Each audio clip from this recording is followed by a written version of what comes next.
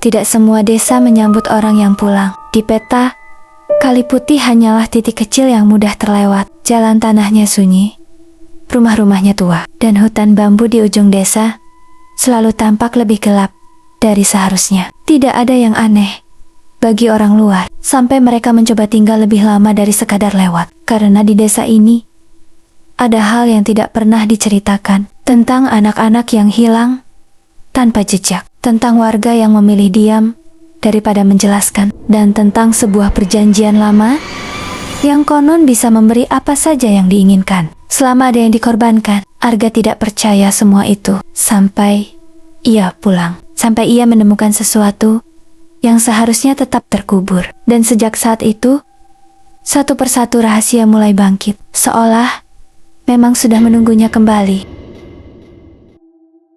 Kabut tipis selalu turun lebih cepat di desa Kali Putih, seolah matahari enggan berlama-lama menyinari tanah itu. Jalanan tanah yang membelah sawah terasa sunyi, bahkan saat siang, dan orang-orang luar jarang berani singgah lebih dari sekadar lewat. Warga desa sendiri terbiasa dengan keheningan itu, seakan ada sesuatu yang mereka jaga bersama, sesuatu yang tidak pernah diucapkan. Arga baru saja tiba di desa itu setelah 10 tahun merantau. Rumah kayu peninggalan orang tuanya masih berdiri di ujung desa, menghadap hutan bambu yang lebat. Ia kembali bukan karena rindu, melainkan karena warisan yang tak bisa ia abaikan. Sepucuk surat dari kepala desa memintanya pulang, menyebut bahwa ada sesuatu yang harus ia ketahui sebelum semuanya terlambat. Sejak langkah pertamanya menginjak tanah halaman, Arga sudah merasa ada yang berbeda. Udara terasa lebih dingin dari seharusnya, dan bau tanah basah bercampur sesuatu yang amis samar tercium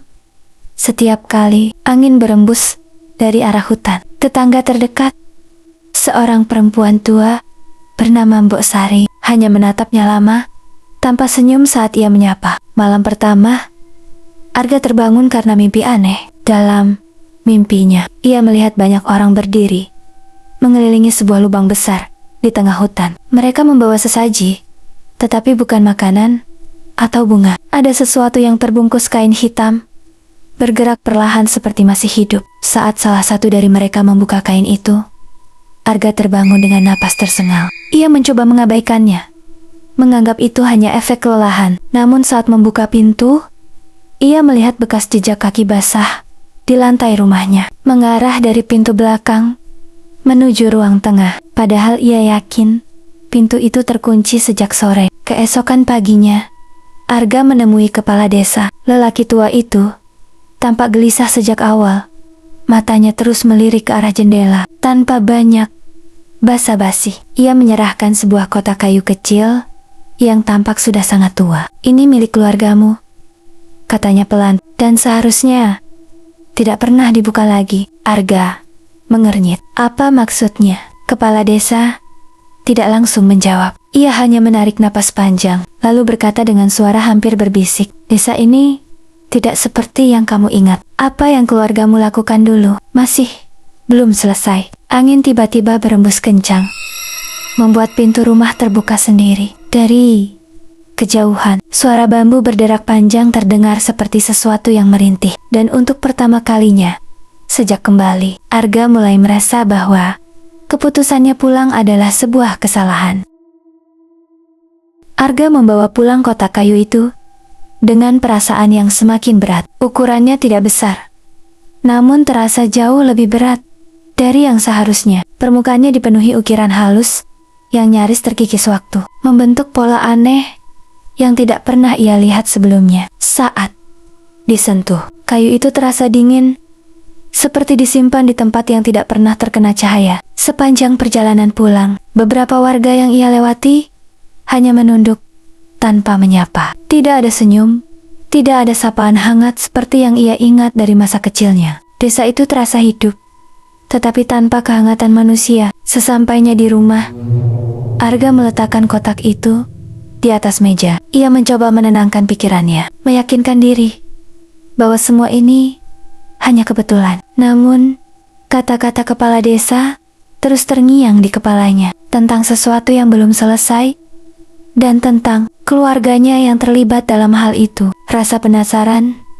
akhirnya mengalahkan rasa takut. Ia mendekat dan membuka perlahan penutup kotak tersebut. Engselnya bergerak tanpa perlawanan, seolah sudah lama menunggu untuk dibuka kembali. Di dalamnya terdapat kain hitam yang terlipat rapi. Saat Arga mengangkatnya, ia menemukan sebuah benda kecil menyerupai jimat, terbuat dari logam kusam dengan bentuk yang sulit dijelaskan. Permukaannya dipenuhi simbol yang tampak seperti huruf kuno, namun tidak dapat ia pahami. Begitu jimat itu menyentuh telapak tangannya, sensasi dingin menjalar cepat hingga ke lengannya. Sekejap kemudian, bayangan-bayangan aneh muncul di kepalanya. Ia melihat hutan bambu di belakang rumahnya, tetapi dalam keadaan yang berbeda. Tanahnya berlumpur gelap, dan di tengahnya terdapat lubang besar, seperti yang ia lihat dalam mimpi. Orang-orang berdiri mengelilinginya,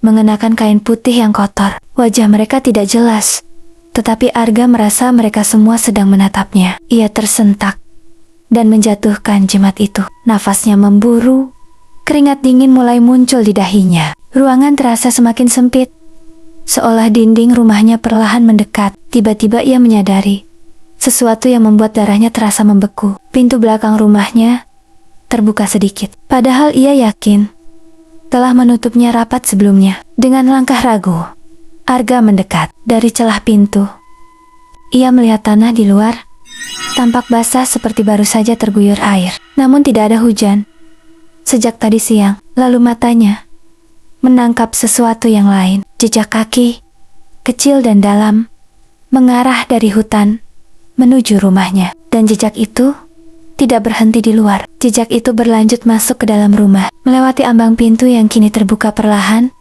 tanpa disentuh siapapun. Arga berdiri terpaku di depan pintu belakang, menatap jejak kaki yang masih tampak basah di lantai kayu rumahnya. Ukurannya kecil, seperti milik anak kecil, namun jaraknya tidak beraturan, seolah pemiliknya berjalan dengan cara yang tidak wajar. Perlahan jejak itu mengarah ke ruang tengah. Tempat kotak kayu tadi masih terbuka. Jantung Arga berdegup semakin cepat. Ia ingin meyakinkan dirinya bahwa ini hanya ilusi. Mungkin karena pikirannya yang terlalu lelah. Namun bau tanah basah yang semakin kuat membuatnya sulit menyangkal kenyataan. Ia melangkah, mengikuti jejak itu. Setiap pijakan terasa berat, seolah lantai menahannya. Saat sampai di ruang tengah, ia langsung melihat sesuatu yang membuat tubuhnya kaku. Jimat yang tadi ia jatuhkan kini sudah tidak berada di lantai. Benda itu tergeletak di atas meja, tepat di samping kotak kayu, seolah seseorang telah mengembalikannya dengan sengaja. Arga menelan ludah. Ia merasa tidak sendirian. Matanya bergerak perlahan, menyapu ruangan. Tidak ada siapapun, namun hawa di dalam rumah berubah menjadi lebih dingin, menusuk hingga ke tulang. Ia mencoba memanggil. Suaranya serak dan nyaris tak terdengar. Tidak ada jawaban. Tidak ada jawaban. Namun, di sudut ruangan, dekat dinding yang menghadap ke hutan, ia melihat sesuatu yang membuat napasnya tertahan. Ada bekas telapak tangan kecil menempel di dinding kayu, basah dan berwarna lebih gelap, seperti lumpur yang baru diangkat dari tanah. Jumlahnya tidak hanya satu, banyak, bertumpuk, saling menimpa, membentuk pola yang kacau seolah banyak tangan mencoba meraih sesuatu. Dari dalam dinding, Arga mundur selangkah. Kepalanya mulai terasa pusing. Bayangan dari jimat tadi kembali muncul tanpa ia inginkan. Lubang besar di tengah hutan, orang-orang yang mengelilinginya. Dan kini ia melihat lebih jelas. Di dasar lubang itu ada sesuatu yang bergerak, seperti kumpulan tubuh yang saling bertumpuk. Tiba-tiba ia menyadari sesuatu yang lebih mengerikan. Salah satu sosok dalam bayangan itu menoleh perlahan ke arahnya. Wajahnya samar, namun semakin jelas seiring waktu. Itu adalah wajah ayahnya. Arga tersentak keras hingga hampir terjatuh. Ia terengah, mencoba menarik dirinya kembali ke kenyataan. Namun rasa dingin di ruangan itu tidak menghilang. Dari arah pintu belakang, ia merasa ada yang berdiri di sana. Tidak terlihat jelas, hanya bayangan samar yang lebih gelap dari gelapnya malam. Sosok itu tidak bergerak, hanya diam memperhatikan, dan tanpa ia sadari, pintu rumahnya perlahan tertutup dengan sendirinya, menyisakan Arga di dalam, bersama sesuatu yang tidak ia kenal, tetapi seolah sudah mengenalnya sejak lama. Arga tidak berani bergerak. Pandangannya terpaku pada bayangan di dekat pintu belakang yang kini berdiri lebih jelas. Meski wajahnya tetap tidak bisa dikenali, tubuhnya kecil, kurus, dan tampak basah seperti baru keluar dari tanah. Bau amis yang sejak tadi samar kini terasa semakin pekat, memenuhi setiap sudut ruangan. Dengan susah payah, Arga memaksa dirinya menoleh ke arah meja. Jimat itu masih di sana, diam. Namun entah kenapa, terasa seperti memanggilnya. Ada dorongan aneh dalam dirinya, seolah benda itu adalah satu-satunya jawaban dari semua kejadian yang ia alami. Langkahnya pelan, nyaris, tanpa suara. Setiap detik terasa panjang. Saat tangannya hampir menyentuh jimat, bayangan di belakangnya bergerak. Tidak cepat, tidak juga lambat, tetapi cukup untuk membuat Arga merasakan kehadirannya semakin dekat. Jari Arga akhirnya menyentuh jimat itu. Seketika, pandangannya berubah. Ia tidak lagi berada di dalam rumahnya. Ia berdiri di tengah hutan bambu, dikelilingi batang-batang tinggi yang menjulang seperti dinding hidup. Tanah di bawahnya lembek dan gelap. Di hadapannya terbentang lubang besar yang sama seperti dalam mimpi. Namun kali ini, ia tidak sendirian. Orang-orang berdiri mengelilingi lubang itu lebih jelas dari sebelumnya. Wajah mereka pucat, mata mereka kosong, dan pakaian mereka kotor oleh tanah. Di antara mereka, Arga melihat sosok yang sangat ia kenal. Ibunya. Perempuan itu berdiri diam, menatap ke dalam lubang dengan ekspresi hampa. Tangannya memegang sesuatu yang terbungkus kain hitam. Perlahan, tanpa ragu, ia melangkah maju dan melemparkan bungkusan itu ke dalam lubang. Arga ingin berteriak, namun suaranya tidak keluar. Dari dalam lubang, sesuatu bergerak naik. Banyak tangan kecil muncul dari kegelapan, meraih bungkusan itu dengan gerakan serakah. Tangan-tangan itu bukan hanya satu atau dua, melainkan puluhan, saling berebut, saling menarik, seolah kelaparan yang tidak pernah terpuaskan. Kemudian semua kepala orang yang berdiri di sekeliling lubang menoleh bersamaan ke arah Arga. Tatapan mereka kosong, namun terasa penuh tuntutan. Dalam satu kedipan, Arga kembali ke rumahnya. Ia terjatuh ke lantai. Napasnya terputus-putus. Jimat itu masih berada di tangannya. Kini terasa hangat, berbeda dari sebelumnya. Ruangan kembali sunyi. Tetapi ada sesuatu yang berubah. Bekas telapak tangan di dinding kini tidak lagi diam. Perlahan, satu persatu, bekas itu bergeser turun, seperti sesuatu yang merayap keluar dari dalam kayu. Dan dari arah belakang Arga, suara langkah kecil mulai terdengar mendekat. Pelan, namun pasti. Seolah apapun yang datang tidak lagi bersembunyi. Arga membeku di tempatnya. Tubuhnya terasa berat, seolah ada sesuatu yang menahannya untuk tidak bergerak. Ia tidak berani menoleh, meski ia tahu dengan pasti bahwa sesuatu sedang mendekatinya dari belakang. Nafasnya tertahan.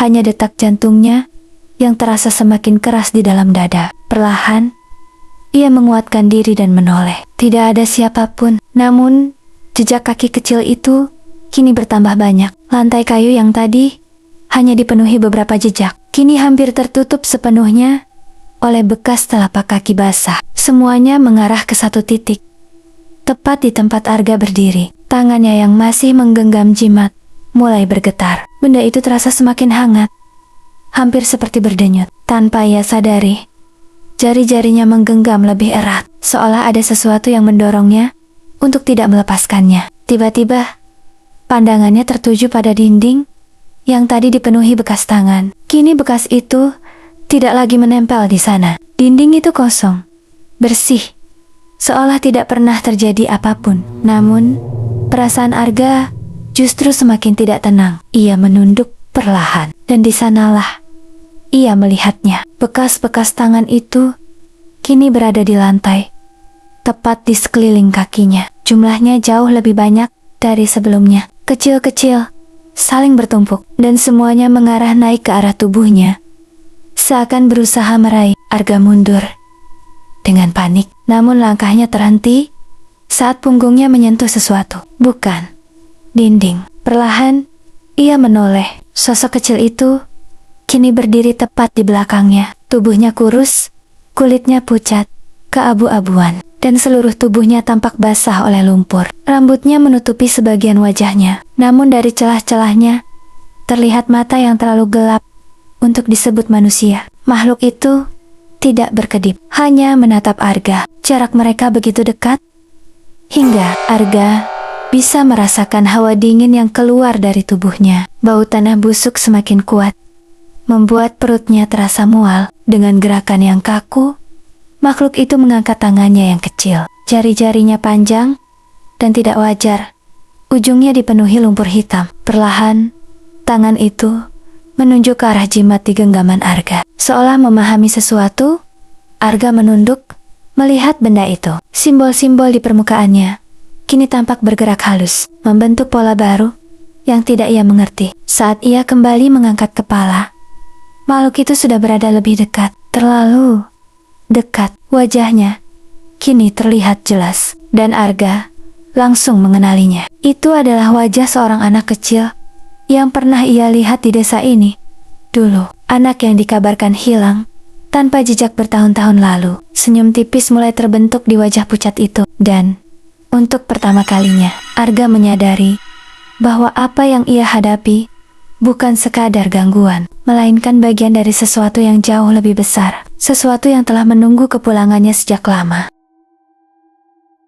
Arga tidak mampu berpaling dari wajah anak itu. Ingatan lama perlahan muncul, samar, namun cukup untuk membuat dadanya terasa sesak. Ia pernah melihat anak itu bertahun-tahun lalu, berdiri di tepi hutan bersama beberapa anak lain. Lalu satu persatu mereka menghilang, dan desa hanya membicarakannya. Sebentar, sebelum semuanya kembali sunyi, seperti biasa. Kini salah satu dari mereka berdiri di hadapannya. Makhluk itu masih menunjuk jimat di tangan Arga, seolah benda itu adalah kunci dari segalanya. Tanpa sadar, Arga mengangkat jimat itu sedikit lebih tinggi. Reaksi makhluk itu langsung berubah. Kepalanya miring perlahan, matanya yang gelap tampak semakin dalam, seakan ada sesuatu di baliknya yang bergerak. Lalu tangan kecil itu bergerak cepat, mencengkeram pergelangan tangan Arga. Sentuhannya dingin, namun tidak seperti sebelumnya. Kali ini ada sensasi lain, seperti tarikan kuat yang menyeret kesadaran Arga keluar dari tubuhnya. Dalam sekejap, Arga kembali berada di tempat yang sama, hutan, bambu. Namun suasananya berbeda, lebih gelap, lebih padat, dan udara terasa lebih berat. Di sekelilingnya tidak hanya ada satu lubang, melainkan beberapa, tersebar tidak beraturan. Setiap lubang tampak dalam dan dipenuhi kegelapan pekat. Di antara lubang-lubang itu berdiri orang-orang desa. Kali ini Arga mengenali mereka semua. Wajah-wajah yang ia lihat setiap hari sejak kembali, termasuk kepala desa dan Mbok Sari. Mereka berdiri mengelilingi lubang terbesar di tengah dengan ekspresi yang sama kosongnya, seperti yang ia lihat sebelumnya. Namun yang membuat Arga terdiam adalah apa yang mereka lakukan. Satu persatu, mereka membawa sesuatu dalam pelukan mereka. Anak. Tubuh kecil itu tampak lemas.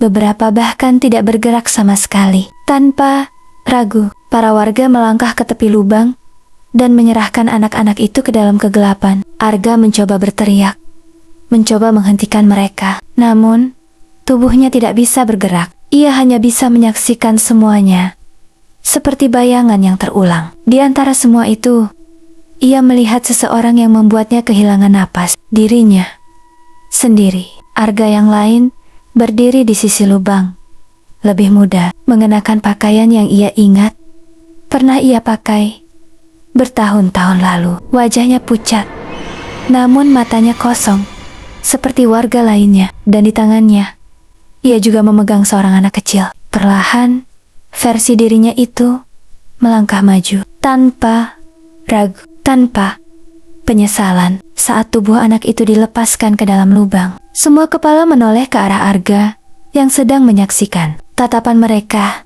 kini berbeda, tidak lagi kosong, melainkan penuh pengakuan. Dalam sekejap, Arga kembali ke rumahnya. Ia terjatuh dengan keras. Napasnya kacau. Tubuhnya gemetar hebat. Tangan kecil yang tadi mencengkeramnya kini sudah tidak ada. Namun jimat itu masih berada di tangannya. Dan kini, Arga tahu satu hal yang tidak pernah ia bayangkan. Ia bukan hanya saksi, ia adalah bagian dari semua ini. Arga terduduk lemas di lantai. Pikirannya kacau oleh apa yang baru saja ia lihat. Gambaran dirinya di masa lalu masih terbayang jelas, begitu nyata, hingga sulit ia tolak sebagai sekadar ilusi. Tangannya gemetar saat menatap jimat yang masih ia genggam. Kini ia tidak lagi melihatnya sebagai benda asing, melainkan sesuatu yang terasa familiar, seolah ia pernah memegangnya sebelumnya. Ingatan-ingatan kecil mulai muncul, terpotong-potong, seperti serpihan yang perlahan menyatu. Malam gelap di hutan, bisikan orang-orang dewasa, dan rasa takut yang bercampur dengan sesuatu yang lebih dalam, sesuatu yang dulu tidak ia pahami. Arga bangkit perlahan. Kakinya masih lemah, namun ada dorongan kuat dalam dirinya untuk mencari jawaban. Tanpa berpikir panjang, ia melangkah keluar rumah menuju hutan bambu di belakang. Udara pagi terasa dingin, namun tidak lagi menenangkan. Justru terasa seperti peringatan. Saat ia memasuki area hutan, suasana langsung berubah. Cahaya matahari terhalang oleh rimbunnya bambu, membuat sekelilingnya tampak lebih gelap dari seharusnya. Tanah di bawah kakinya lembab, dan setiap langkah meninggalkan jejak yang dalam. Arga terus berjalan, mengikuti perasaan yang sulit dijelaskan, seolah ada sesuatu yang memanggilnya dari dalam hutan. Tidak butuh waktu lama hingga ia menemukan tempat itu. Sebuah area terbuka di tengah hutan, dengan tanah yang lebih gelap dari sekitarnya. Di sana, lubang besar itu benar-benar ada, sama persis seperti yang ia lihat dalam penglihatannya. Namun yang membuat Arga terdiam adalah keadaan di sekitarnya. Tanah di tepi lubang dipenuhi bekas pijakan kaki, masih baru. Beberapa kain putih kotor tergeletak di sana, seperti yang dikenakan orang-orang dalam bayangannya. Dan di sisi lain,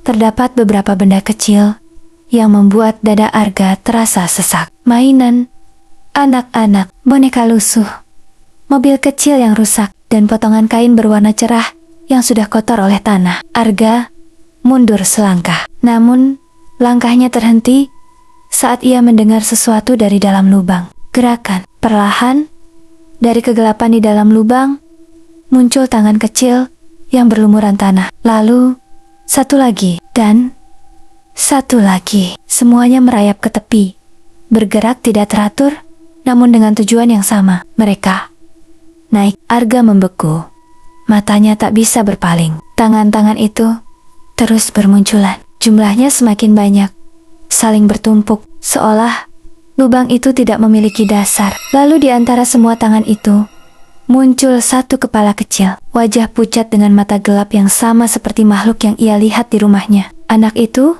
menatap Arga, dan perlahan bibirnya bergerak, membentuk sebuah kata tanpa suara. Arga merasa seluruh tubuhnya ditarik oleh sesuatu yang tidak terlihat. Jimat di tangannya bergetar semakin kuat, seakan merespons apa yang ada di dalam lubang itu. Dan di saat itu juga, Arga menyadari satu hal yang jauh lebih mengerikan. Ini adalah pusat dari sesuatu yang selama ini disembunyikan desa, dan ia baru saja datang tepat ke jantungnya. Arga tidak mampu bergerak saat anak itu terus menatapnya dari tepi lubang. Wajah pucat itu perlahan naik, diikuti tubuh kecil yang tampak rapuh, namun bergerak dengan cara yang tidak wajar. Tangan-tangannya mencengkeram tanah, menarik dirinya keluar dengan gerakan tersendat. Namun anak itu tidak sendiri. Di belakangnya, satu persatu, sosok lain mulai muncul. Wajah-wajah kecil yang sama pucatnya, mata-mata gelap yang kosong, dan tubuh yang dipenuhi tanah basah. Mereka merayap keluar dari dalam lubang, memenuhi tepiannya. lalu berhenti bersamaan. Semua mata tertuju pada Arga. Jimat di tangannya bergetar semakin kuat. Panasnya kini terasa menyakitkan. Simbol-simbol di permukaannya bergerak semakin cepat, seperti hidup. Tanpa ia sadari, langkah Arga maju sedikit demi sedikit, mendekati lubang itu. Seolah ada sesuatu yang menariknya. Tiba-tiba, tanah di sekelilingnya bergetar halus. Dari balik deretan bambu, muncul sosok-sosok lain. Warga desa, kepala desa, berjalan paling depan. Diikuti Mbok Sari dan beberapa orang lain yang wajahnya kini tampak berbeda. Tidak lagi menyembunyikan apapun. Tatapan mereka dingin dan penuh tujuan. Mereka mengelilingi Arga dan lubang itu membentuk lingkaran yang sama seperti dalam penglihatannya. Arga menoleh panik. Apa ini semua? Apa ini semua? Suaranya gemetar, namun tidak ada jawaban. Kepala desa melangkah mendekat. Wajah tuanya kini terlihat lebih keras, seolah beban yang selama ini ia simpan akhirnya dilepaskan. Kamu sudah melihatnya, katanya pelan. Sekarang tidak ada lagi yang bisa disembunyikan. Arga menggeleng, mundur selangkah. Ini gila. Ini semua gila. Mbok Sari tersenyum tipis. Senyum yang sama sekali tidak menenangkan. Bukan gila. Bukan gila. Ini perjanjian. Arga menatap mereka satu persatu, mencoba mencari penjelasan. Namun yang ia temukan hanya kesamaan di wajah mereka. Penerimaan. Keluargamu yang memulai, lanjut kepala desa. Dan setiap generasi harus melanjutkan. Itu sebabnya kamu kembali. Jantung Arga terasa berhenti sesaat. Tidak. Aku tidak pernah. Kamu sudah pernah, potong Mbok Sari. Kamu hanya tidak ingat. Kata-kata itu menghantam lebih keras dari apapun. Potongan ingatan yang tadi samar kini terasa semakin jelas. Malam di hutan, lingkaran orang-orang, dan dirinya yang berdiri di sana. Anak-anak di tepi lubang. Arga memejamkan mata, mencoba menolak semuanya. Namun saat ia membukanya kembali, anak-anak dari lubang itu sudah berdiri lebih dekat. Mereka kini mengelilinginya dari dalam lingkaran. Wajah-wajah mereka menatap tanpa berkedip. Jimat di tangannya tiba-tiba berhenti bergetar, lalu menjadi sangat panas. Arga terkejut dan hampir menjatuhkannya. Namun sebelum ia sempat bereaksi, semua anak itu mengangkat tangan mereka bersamaan, menunjuk langsung ke arahnya. Dan untuk pertama kalinya, mereka tersenyum. Senyum yang tidak seharusnya dimiliki oleh anak-anak.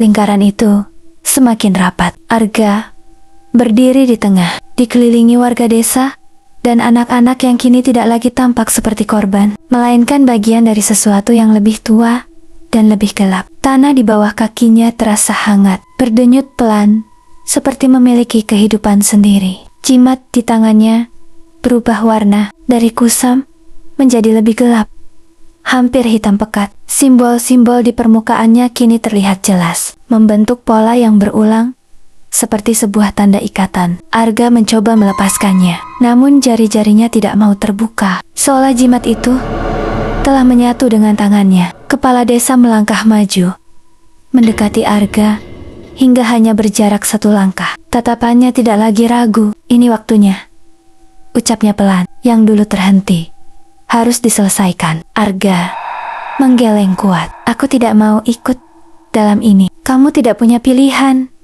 jawab Mbok Sari dari belakang. Perjanjian tidak bisa diputus, hanya bisa dilanjutkan atau dibayar. Kata-kata itu membuat dada Arga terasa sesak. Ia menoleh ke arah lubang. Anak-anak itu kini berdiri di tepinya, menunggu. Mata mereka tetap tertuju padanya, penuh harap, namun juga menekan. Dibayar? Maksudnya apa? Maksudnya apa? Tanya Arga dengan suara lemah. Kepala desa tidak langsung menjawab. Ia hanya mengangkat tangannya, menunjuk ke dalam lubang. Perlahan, tanah di dalam lubang bergerak. Bukan sekadar tangan-tangan kecil seperti sebelumnya, melainkan sesuatu yang jauh lebih besar. Permukaan tanahnya bergelombang, seolah ada sesuatu yang sangat besar sedang bangkit dari kedalaman. Udara di sekitarnya menjadi semakin berat. Nafas Arga terasa pendek, seolah oksigen di sekelilingnya menghilang sedikit demi sedikit. Yang memberi kita semua ini, bisik kepala desa, rezeki, kekuasaan, dan keselamatan desa. Arga menatapnya tidak percaya. Dengan menukar nyawa anak-anak, Mbok Sari menatap Arga tajam. Dengan menjaga keseimbangan, apa yang diambil harus diganti. Tiba-tiba, ingatan Arga kembali menghantam. Lebih jelas dari sebelumnya, ia melihat dirinya kecil, berdiri di samping ayah dan ibunya. Tangannya menggenggam jimat yang sama. Di depannya, seorang anak menangis, memohon, namun tidak ada yang mendengarkan. Dan dirinya saat itu tidak menangis, tidak menolak. Ia hanya diam. Kembali ke masa kini, lutut Arga melemah. Aku pernah melakukannya. Kepala desa mengangguk pelan. Dan kamu dipilih untuk melanjutkan, tapi kamu pergi sebelum waktunya selesai. Tanah di dalam lubang kini terbelah lebih lebar. Dari kegelapan itu muncul bentuk besar yang tidak jelas, namun cukup untuk membuat semua orang menunduk hormat. Anak-anak di sekeliling Arga mulai bergerak lebih dekat, membentuk lingkaran yang semakin sempit. Sekarang pilih, kata kepala desa, melanjutkan, atau menggantikan. Jimat di tangan Arga terasa membakar, dan untuk pertama kalinya, ia benar-benar memahami arti dari perjanjian yang selama ini tersembunyi. Arga berdiri di ambang keputusan yang tidak pernah ia bayangkan. Lingkaran di sekelilingnya kini hampir menutup sepenuhnya. Anak-anak itu semakin dekat. Wajah mereka tetap menatap tanpa berkedip. Senyum mereka tidak berubah. Warga desa menunggu dalam diam, seolah hasil dari pilihan Arga sudah ditentukan sejak lama. Jimat di tangannya kini terasa menyatu dengan kulitnya. Panasnya menjalar hingga ke lengan.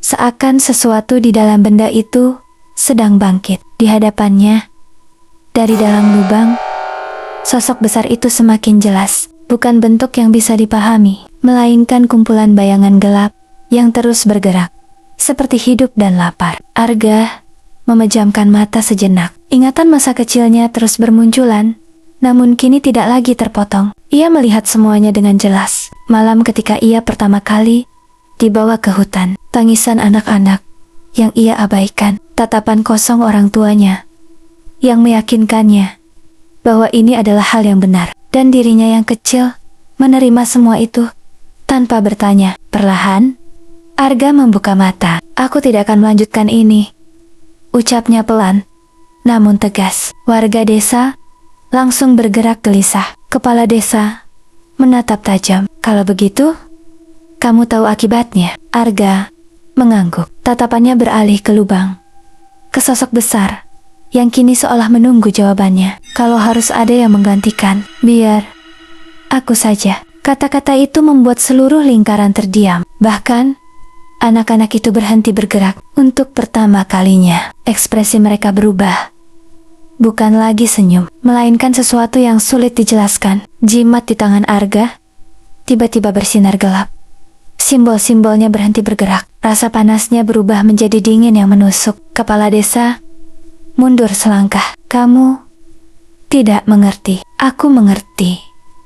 Aku potong Arga. Ini tidak akan berhenti kalau tidak ada yang mengakhiri. Tanpa ragu lagi, Arga melangkah maju menuju lubang. Tanah di sekelilingnya bergetar semakin kuat. Sosok di dalam lubang bergerak lebih liar, seolah menyambut sekaligus menolak. Anak-anak di sekelilingnya perlahan memberi jalan, membuka lingkaran untuknya. Setiap langkah terasa berat, namun Arga tidak berhenti. Saat ia berdiri di tepi lubang, hawa dingin dari dalamnya menyelimuti seluruh tubuhnya. Ia menatap ke bawah, ke kegelapan yang tampak tak berujung. Lalu, tanpa menoleh lagi, Arga melangkah masuk. Tubuhnya jatuh ke dalam gelap, ditelan tanpa jejak. Dalam sekejap, semua menjadi sunyi. Tanah berhenti bergerak. Sosok besar itu menghilang perlahan, seolah tidak pernah ada. Anak-anak yang tadi memenuhi area itu mulai memudar satu persatu. Wajah mereka berubah tenang sebelum akhirnya lenyap. Warga desa berdiri terpaku, Tidak ada yang berani bergerak. Jimat yang tadi menyatu di tangan Arga kini tergeletak di tepi lubang, retak, dan tak lagi bercahaya. Dan untuk pertama kalinya dalam waktu yang sangat lama, hutan bambu itu terasa kosong. Namun jauh di dalam tanah, sesuatu masih tersisa, menunggu. Beberapa hari setelah kejadian itu, desa Kaliputih berubah tanpa ada yang benar-benar berani membicarakannya. Hutan bambu di belakang rumah Arga tidak lagi diselimuti hawa menekan seperti sebelumnya. Udara terasa lebih ringan, dan kabut yang dulu selalu turun terlalu cepat kini perlahan menghilang. Warga desa kembali menjalani hidup seperti biasa. Tidak ada lagi pertemuan diam-diam di malam hari. Tidak ada lagi jejak kaki kecil di tanah basah. Dan yang paling terasa, tidak ada lagi anak yang hilang. Namun tidak semua kembali normal. Lubang di tengah hutan itu masih ada, meski kini tertutup sebagian oleh tanah yang runtuh. Bentuknya masih terlihat jelas, seperti luka lama yang belum benar-benar sembuh. Tidak ada yang berani mendekat. Bahkan kepala desa pun hanya bisa menatap dari jauh, dengan wajah yang tidak lagi setenang sebelumnya. Suatu pagi, Mbok Sari berjalan sendirian ke tepi hutan. Entah apa yang mendorongnya, ia melangkah lebih jauh dari biasanya. Sampai akhirnya, ia berdiri di depan lubang itu. Sunyi, terlalu sunyi. Ia menatap ke dalam, mencoba memastikan bahwa semuanya benar-benar telah berakhir. Tidak ada gerakan, tidak ada bayangan, hanya kegelapan yang diam. Namun saat ia berbalik untuk pergi, kakinya berhenti di tanah. Tepat di dekat tepi lubang, terdapat sesuatu yang sebelumnya tidak ada. Sebuah jejak kaki kecil, masih basah. Mbok Sari perlahan mengangkat kepalanya. Wajahnya menegang karena jejak itu tidak sendirian. Satu persatu, jejak kaki lain mulai muncul dari arah lubang, membentuk jalur yang mengarah keluar dari hutan. Dan di antara tanah yang retak halus, sesuatu bergerak pelan dari dalam. Sementara itu, di kejauhan desa, seorang anak kecil terlihat berdiri di depan rumah kosong milik Arga. Ia diam cukup lama, menatap pintu yang tertutup rapat. Lalu perlahan, anak itu tersenyum. Senyum yang terlalu familiar, seolah sesuatu tidak pernah benar-benar pergi. Dan mungkin hanya berpindah tempat, menunggu waktu yang tepat untuk kembali.